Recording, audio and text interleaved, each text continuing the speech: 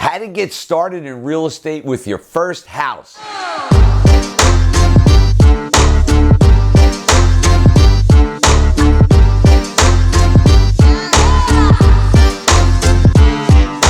Now let's look at what the objective is, because in either event, you want to find a mentor and an advisor. Why? Because if you're buying your first house, why try to reinvent the wheel? Let's just go to someone that's already done it, let them show you the ropes, surround yourself with people that know what they're doing, and then try to figure it out. But the second thing that you have to do is you have to determine your objective.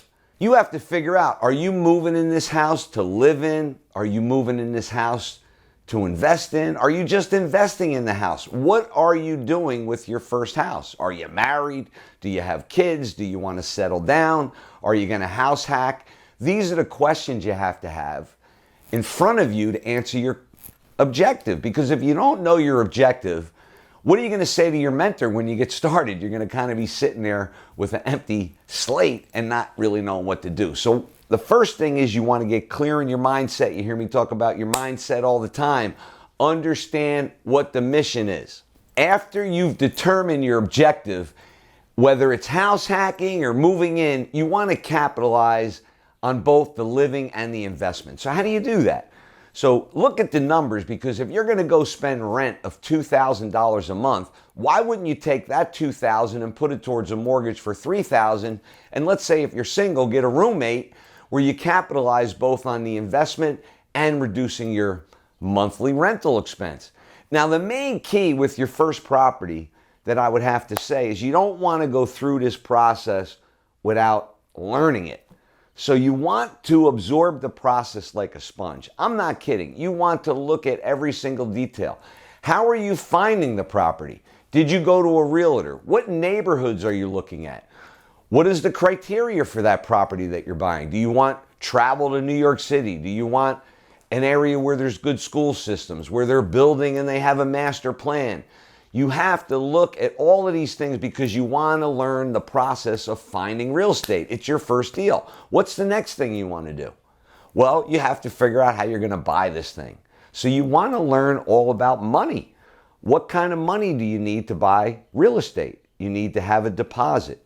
You need to be able to get a mortgage in some cases, unless you're using private money. But you want to absorb the entire process and learn about how to fund the real estate.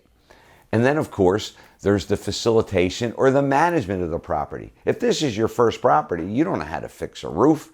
You don't know how to fix the siding. You're not quite sure what's happening with the mechanical systems, the electrical systems, the plumbing. These are things that you're going to want to do a little bit of research and find out about how to maintain a house, because if this isn't your bailiwick, then you're going to have to find someone to help you. But that's not a big deal.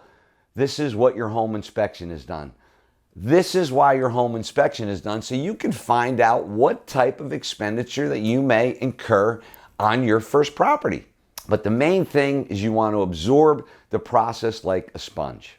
As you absorb this process, guess what? You're now a real estate investor. So the key here is that you want to establish yourself.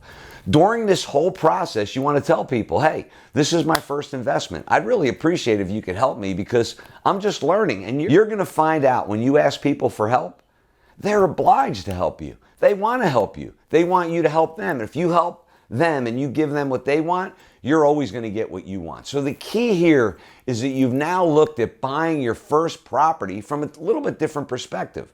You're looking at it, hey, this may be my first home to live in, this may be my first investment, or this may be both, where you capitalize on both the investment and the living expense savings. But the whole key in buying your first house is this is a mission, right? You're on a mission. So the key is follow these principles that I just explained to you and work towards completing the mission. Because once you complete that mission, you're going to feel really good and you're going to have your own house to move into, and you would have completed your first real estate investment. Check out kenvanliew.com if you want to find out a little bit more about Financial Freedom Protocol, and make it a great day.